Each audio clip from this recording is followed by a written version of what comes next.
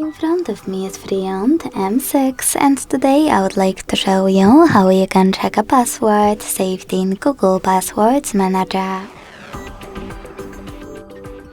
Begin by launching Settings and scrolling all the way down to access passwords and accounts.